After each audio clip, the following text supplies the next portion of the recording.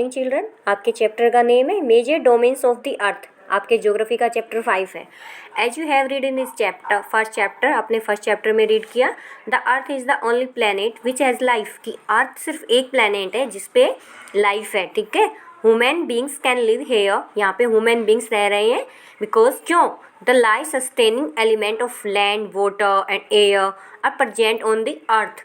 It means जो हमारे लिए इम्पोर्टेंट फैक्टर्स हैं, जो इम्पोर्टेंट एलिमेंट्स हैं, जैसे लैंड जहाँ पे हम रहते हैं, वाटर एंड एयर, ये सारी एलिमेंट्स यहाँ पे प्रेजेंट है। कहाँ पे? On the earth. हम सब रह रहे हैं अर्थ पे। The surface of the earth is a complex zone in which three main components of the environment meet.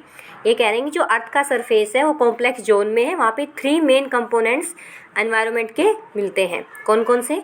Overlap and interact. ठीक है, the solid portion of the earth on which we live is called the lithosphere. Solid portion it means जहाँ पे हम रह रहे हैं earth के ऊपर, which we live is called lithosphere, उसको हम क्या कहेंगे? लिथोस्फेयर। हिंदी में कहेंगे स्थल मंडल। It means solid portion, it means जो लैंड है। ठीक है, the gases layers that surrounded the earth is the atmosphere. और जो हमारे तरफ चारों तरफ सराउंडेड, जो हमारे चारों तरफ गैसेस की लेयर्स हैं, O2 होती है, नाइट्रोजन होती है, कार्बन डाइऑक्साइड, कार्बन मोनोऑक्साइड, ठीक है, हाइड्रोजन, ये जो गैसेस होती हैं हमारे चारों तरफ, इसको हम कहेंगे atmosphere. Where oxygen, nitrogen, carbon dioxide and other gases are found. ये भी मैंने बताया। Water covers a very big area of the earth surface. जो वाटर है वो हमारी अर्थ का ही बहुत बड़ा एरिया कवर करता है। And this area is called the hydrosphere. और जहाँ पे वाटर है उस एरिया को हम क्या कहेंगे? हाइड्रोस्फेयर।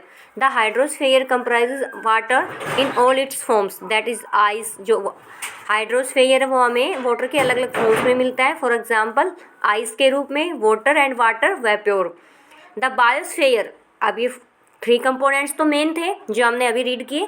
एक बायोस्फेयर भी है, इज़ द नैरो जोन, जो एक नैरो जोन होता है, वेयर वी फाउंड, जहाँ पे हम क्या फाउंड करते हैं? देखिए, land, water, air together. It means यहाँ पे सारे एक साथ आएंगे। Which contains all forms of life. ठीक है, अब हम देखेंगे lithosphere. The solid portion of the earth is called the lithosphere. जो सॉलिड पोर्शन है अर्थ का उसे हम कहते हैं lithosphere. It compromises the rocks of the earth's crust and the thin layers of soil। इसमें क्या होता है? जो रॉक्स होते हैं उनकी अर्थ की क्रस्ट पे बनते हैं, एंड थिन लेयर, जो पतली लेयर्स होती है किसकी? सॉइल की।